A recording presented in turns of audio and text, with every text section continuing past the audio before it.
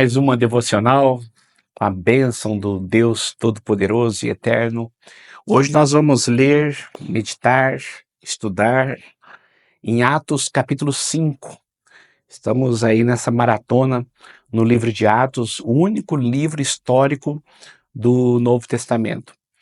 E aqui começa a falar sobre o começo da igreja, a igreja primitiva. Então tem algumas coisas que aconteciam lá no começo da igreja primitiva, que foi uma ação sobrenatural do Espírito Santo para impactar realmente as pessoas. Muitos sinais, prodígios, maravilhas. E agora tem um texto que ele é extremamente forte, trazendo temor sobre as pessoas daquela época. É o texto de Ananias e Safira. Nós lemos o último versículo de ontem, que eu falei sobre Barnabé, capítulo 4, versículo 36.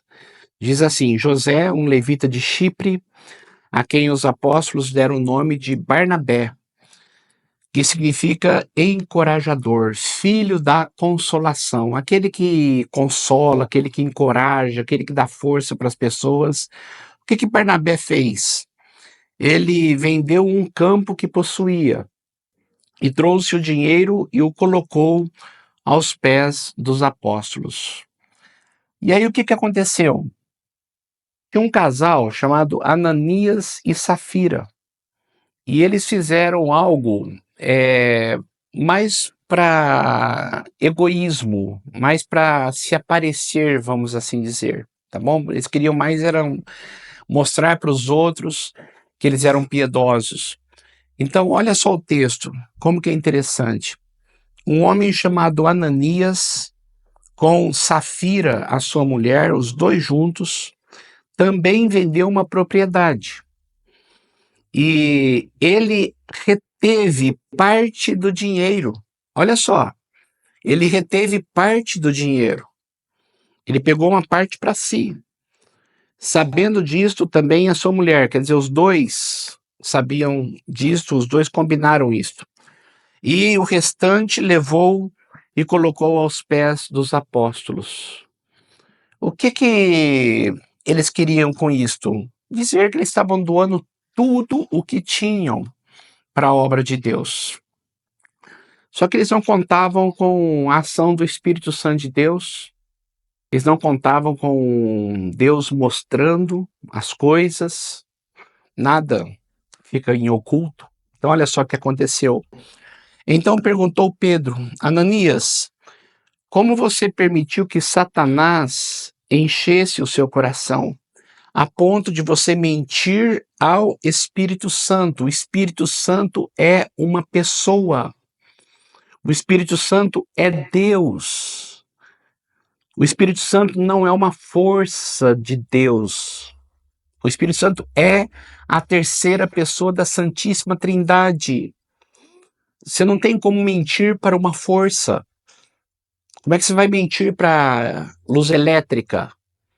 Como é que você vai mentir para uma força? Não tem como, você mente para uma pessoa. E aí Pedro diz: por que Satanás encheu o seu coração ao ponto de você mentir ao Espírito Santo e guardar para você uma parte do dinheiro que recebeu pela propriedade?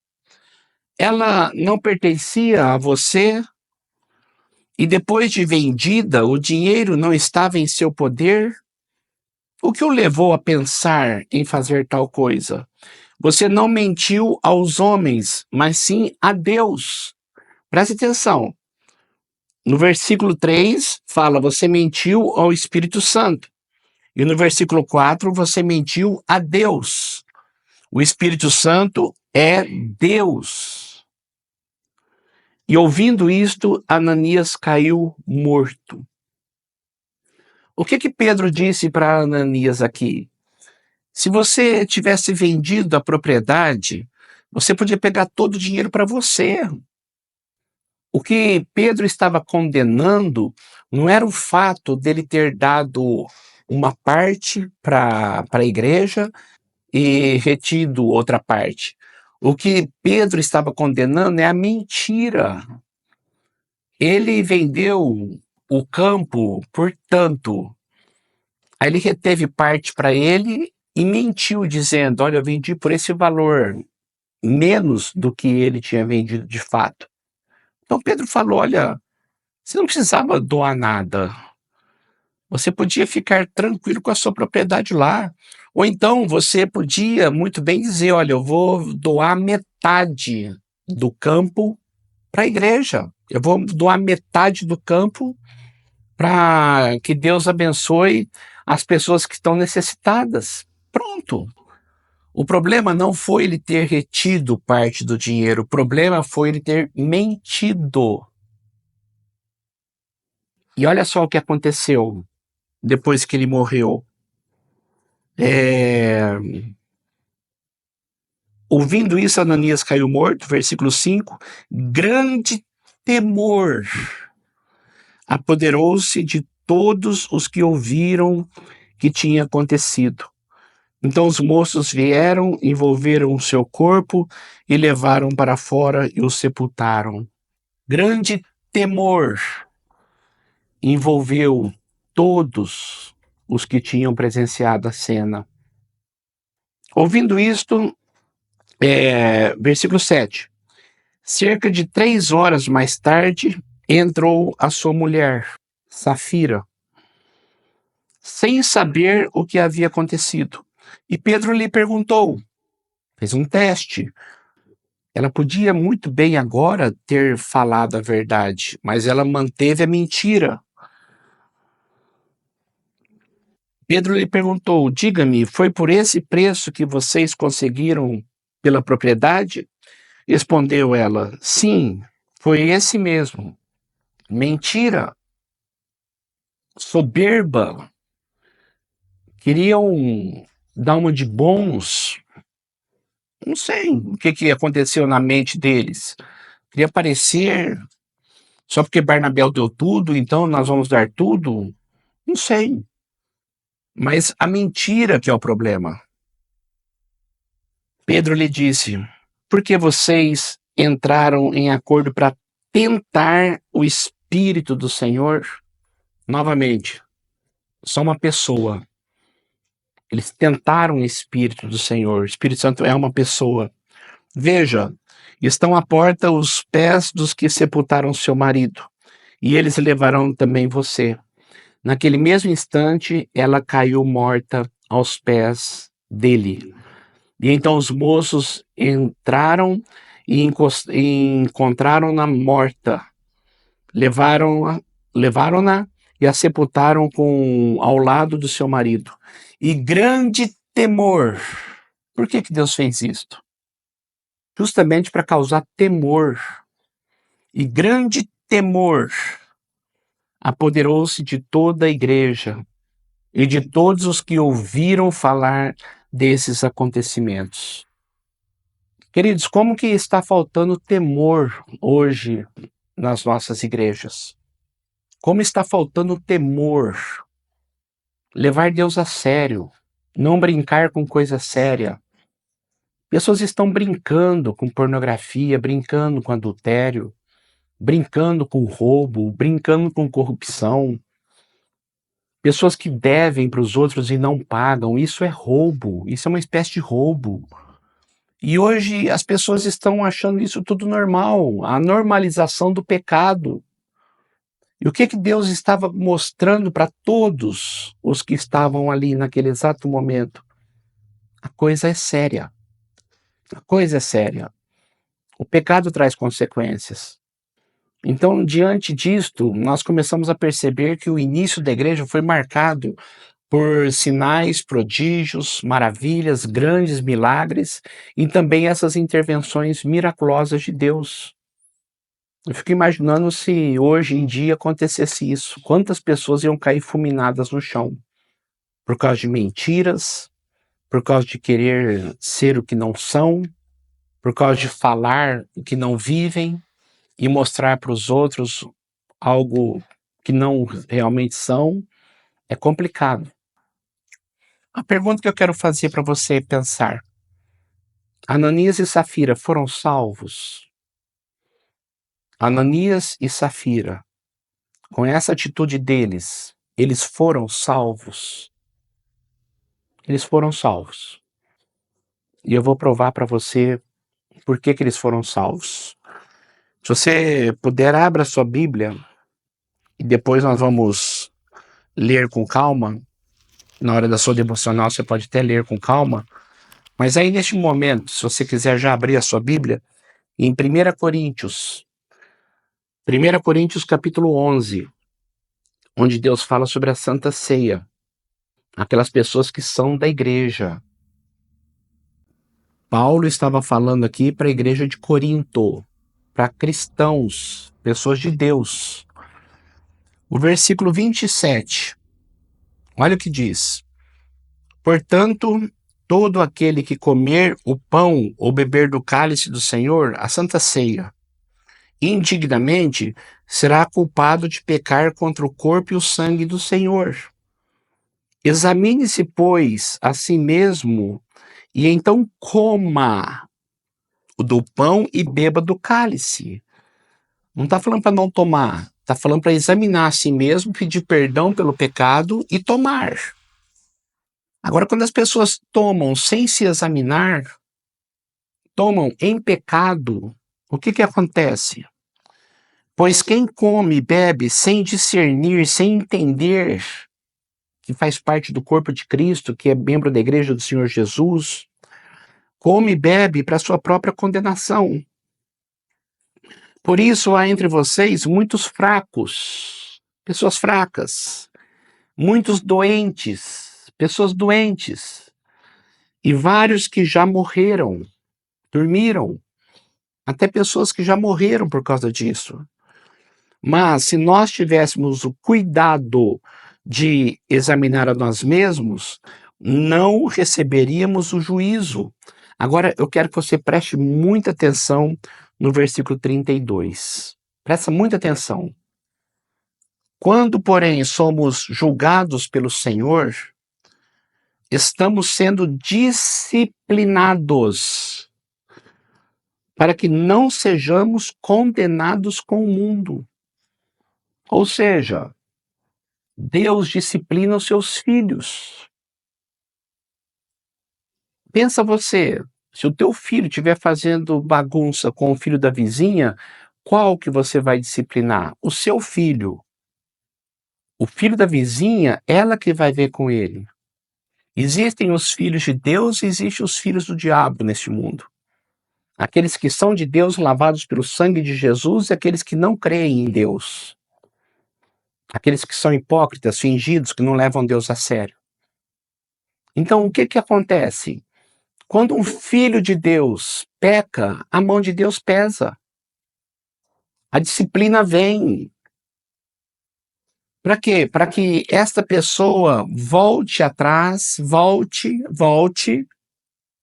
ela peça perdão, sinta a consciência pesada, porque as coisas começam a não dar certo na vida dela, justamente para ela voltar para Deus.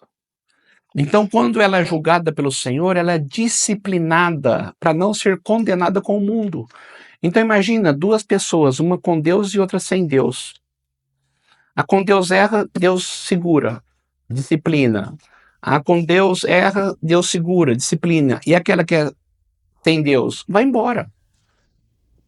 Faz as coisas, dão tudo certo, as coisas, nada acontecem. Dá tudo certo para as pessoas. Por isso tem muita gente próspera nesse mundo que são bandidos, ladrões, corruptos, avarentos. Mas no juízo final serão condenados. Enquanto nós somos disciplinados para não sermos condenados no juízo final. Então por que Deus fez isso com Ananias e Safira? Porque são filhos. Deus disciplina somente quem é filho. E todo filho erra. O problema é que as consequências vêm. E esse que é o problema do pecado. Nós nunca pensamos nas consequências. Esse que é o nosso problema. Então o caso de Ananias e Safira é um caso típico de duas pessoas que não pensaram nem um pouco nas consequências e brincaram com coisa séria. Leva a tua vida espiritual a sério, tá? Tenha temor no seu coração. Não brinque com coisa séria. Os apóstolos curam muitos doentes. O versículo 14 é muito profundo isso aqui. Em número cada vez maior, homens e mulheres criam no Senhor. Olha aí, e aumentando. Lá no começo falou 3.000, Lucas, o escritor de Atos, depois subiu para 5.000, e agora muitos, um número cada vez maior.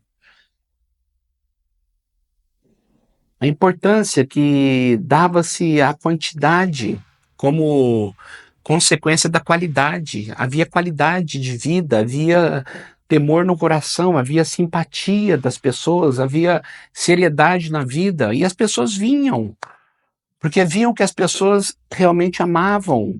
Não eram fofoqueiras, não ficavam falando mal um do outro por trás.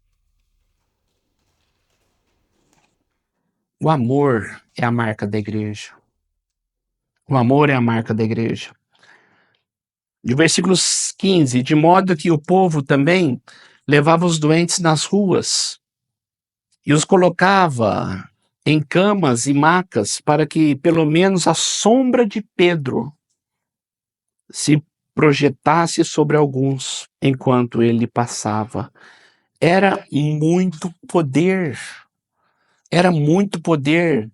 Afluíam também multidões das cidades próximas de Jerusalém, trazendo seus doentes, e os que eram atormentados por espíritos imundos, e todos eram curados. Grande poder, sinais, prodígios, maravilhas.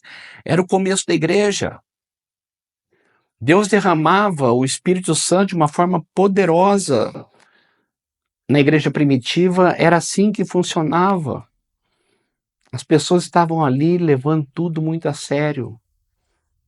Não tinha como não fazer parte disso, porque era tudo muito maravilhoso. A igreja primitiva. Depois os apóstolos são perseguidos. Então o sumo sacerdote e todos os seus companheiros, membros do partido dos saduceus, ficaram cheios de inveja, porque via aquele mundo de gente seguindo os apóstolos, muitas pessoas se convertendo ao cristianismo, ficaram morrendo de inveja. Por isso mandaram prender os apóstolos, colocando-os na prisão pública. Mas durante a noite, um anjo do Senhor abriu a porta do cárcere e levou-os para fora e disse: dirijam ao templo e relatem ao povo toda a verdade desta vida. Não é religião, é vida. É vida e vida eterna. No outro dia, quando eles foram procurar os apóstolos, eles não estavam na prisão, eles estavam lá no templo. E eles, cheios de medo, os sacerdotes, o sinédrio, foram com muito jeito, porque o povo estava amando. As pessoas estavam sendo curadas, o poder de Deus estava ali. E eles ensinavam com autoridade. E olha só o que aconteceu. No versículo 25. Neste momento chegou alguém e disse: os homens que os senhores puseram na prisão estão no pátio do templo ensinando o povo. Aí chamaram-nos diante do sinédrio e eles falaram no versículo 28. E lhes disse: demos ordens expressas a vocês para não ensinarem este nome. Todavia, vocês encheram Jerusalém com a sua doutrina e nos querem tornar culpados pelo sangue deste homem. Olha só o que Pedro diz no versículo 29. Eu quero que você grife esse versículo. Grife esse versículo na sua Bíblia. Pedro e os outros apóstolos responderam: é preciso obedecer antes a Deus do que aos homens. É necessário, antes de tudo, obedecer a Deus do que aos homens. Há uma hierarquia. Deus está acima de tudo e nós vamos obedecer a Deus. E quando eles estavam lutando contra aquilo, entrou uma pessoa chamada Gamaliel, o versículo 33. Ouvindo isto, eles ficaram furiosos e queriam matá-los. Mas um fariseu chamado Gamaliel. Quem era Gamaliel? Gamaliel era o professor de um homem inteligentíssimo chamado Saulo de Tarso, um rabino, um estudioso da lei, um que provavelmente seria o sucessor de Gamaliel. Imagina a pessoa mais inteligente dentre os rabinos, dentre os fariseus, era Gamaliel. E Paulo estudava aos pés deste homem, Gamaliel. Gamaliel disse uma coisa interessante. Olha, muitas pessoas já passaram, foram mortas, e todas as pessoas que seguiram-nas se espalharam e não deu em nada. Se for de Deus, isso vai perdurar, queira vocês ou não. Se não for de Deus, vai acabar. Agora, já pensou se isso for de Deus e vocês estiverem lutando contra o próprio Deus? Os fariseus ouviram, açoitaram os apóstolos e os mandaram embora, mas não os mataram. Eu quero deixar um versículo para você que eu acho maravilhoso, maravilhoso. O versículo 41. Os apóstolos saíram do sinédrio alegres, por terem sido considerados dignos de serem humilhados por causa do nome com letra maiúscula, Jesus. Todos os dias, no templo e de casa em casa, não deixavam de ensinar e proclamar que Jesus é o Cristo. Os apóstolos saíram do sinédrio alegres por terem sido considerados dignos de serem humilhados e açoitados por causa de Jesus. Por tão pouco a gente reclama, né? Uma coisa não dá certo para nós, a gente reclama. Há uma perseguição contra nós, contra a nossa fé, e parece que o mundo vai acabar e você pensa até em desistir da igreja. Irmãos, é impressionante que geração fraca é essa que nós temos hoje. Que geração fraca. Infelizmente, é a geração do mimimi, sabe? As pessoas eram açoitadas e elas ficavam felizes por serem dignas de serem açoitadas por causa de Cristo. Então vou dizer uma coisa para você, tá? Se perseguiram Jesus e perseguem você é porque você é igual a Jesus. Se perseguiram Jesus e abraçam você é porque você não tem nada a ver com Jesus. Talvez os palavrões que as pessoas falam sejam os mesmos que você está falando. Talvez as fofocas que as pessoas falam sejam as mesmas que você está fazendo. É hora de rever os nossos conceitos de cristianismo. Então, eu creio que esse tempo de devocional serve muito para isso também, sabe? Todo aquele poder, toda aquela autoridade tinha um preço a ser pago. E o preço é a renúncia. E o preço é a obediência. E o preço é: antes importa obedecer a Deus do que aos homens. Antes importa agradar o Senhor do que agradar as pessoas. Deus abençoe muito você. Vamos orar. Senhor, eu quero agradecer muito pela tua palavra, pela maneira como o Senhor nos ensina através dela. Que o Senhor nos dê agora a tua bênção, que o Senhor nos dê sempre direção e, acima de tudo, temor. Livra-nos, ó Deus, de sermos pessoas levianas, leves, que não têm peso nas atitudes nem peso nas palavras. Dê-nos, ó Deus, firmeza de propósito. Dê-nos graça, dê-nos força, dê-nos poder. Abençoe-nos, fortaleça-nos e ajude-nos, em nome de Jesus. Amém e amém. Amém. Deus te abençoe muito, viu? E amanhã, se Deus permitir, mais uma devocional. Até lá.